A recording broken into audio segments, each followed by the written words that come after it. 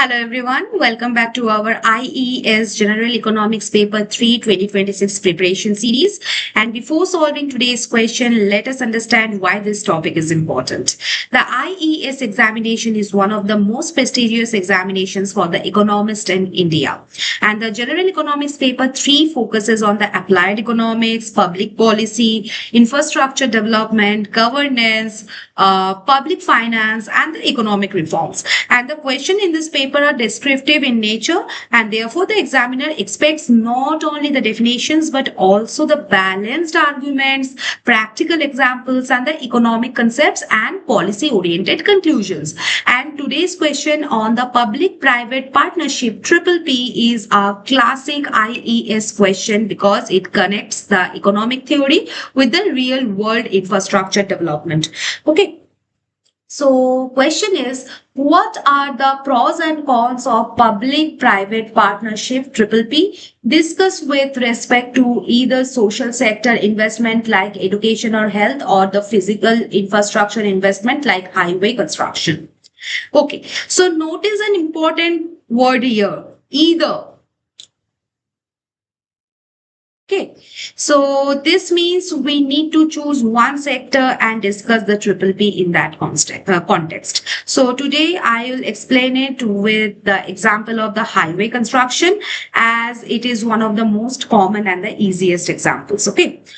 Now, every good descriptive answer begins with a clear definition. So, basically, a public-private partnership is a long-term contractual agreement between the government and the private entity in which both the parties share the responsibilities, risk, investments, and the rewards for providing the public infrastructure or the public services. And in triple P, the government generally provides the policy support, regulation, and the oversight, while the private sector contributes finance, technology, managerial efficiency, and the innovation. Okay. So whenever you write the definition of triple P, immediately mention the phrase like risk sharing between the public and the private sectors. And this single phrase reflects the conceptual clarity and immediately improves the quality of your answer. Okay. Now let us discuss the advantages one by one.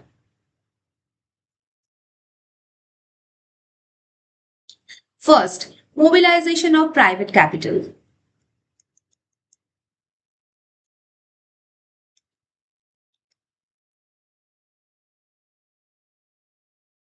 Look, governments often face budget constraints, and triple P allows the private investors to finance large infrastructure projects, reducing the immediate fiscal burden on the government. Second point will be improved efficiency.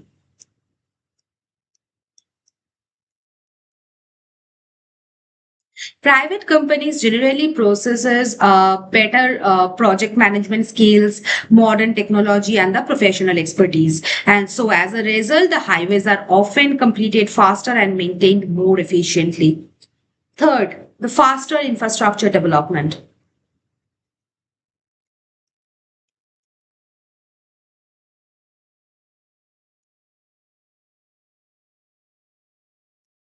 Okay. Since both sectors work together, the project implementation becomes quicker, and this helps reduce infrastructure gaps and supports the economic growth.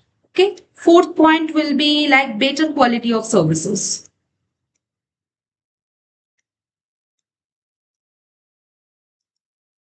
Private firms have incentives to maintain the high quality roads because their revenue often depends on the performance and the user satisfaction. Okay. Fifth point will be risk sharing.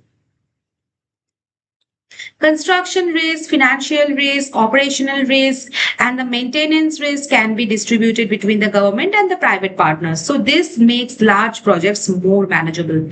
Okay. Now, what are the disadvantages?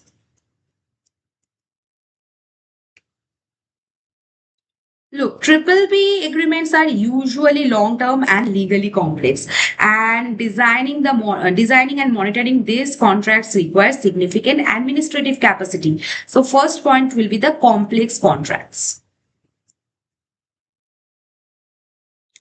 Second point will be profit motive may affect the public interest.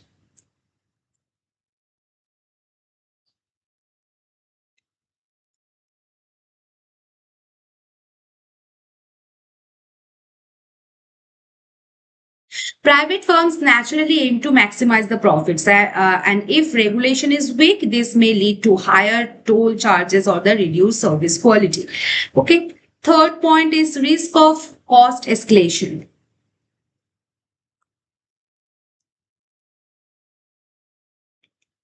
Unexpected increases in the construction cost or the delays may require the additional government support, reducing the expected benefits of the triple B. Okay. Fourth point, this will be unequal risk sharing.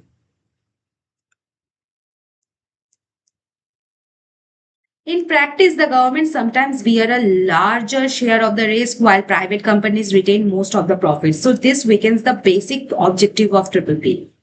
Fifth point, possibility of renegotiation. Many triple P projects require contract renegotiation due to the changes in the traffic demand, cost, or policy. So frequent negotiations create the uncertainty and increase the public expenditure. Okay. And sixth point, this will be transparency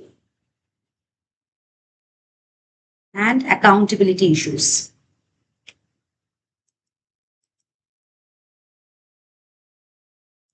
So without the proper monitoring, triple P projects may suffer from the lack of transparency, corruption, and the weak accountability. Okay.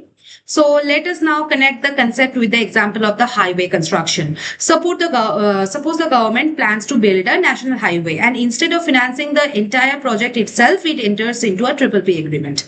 And the private company designs, finances, and constructs the highway. So it may also operate and maintain the highway for a specified concession period while collecting the tolls. And after the concession period ends, the highway is transferred back to the government. And this model reduces the government's financial burden while utilizing the private sector efficiency.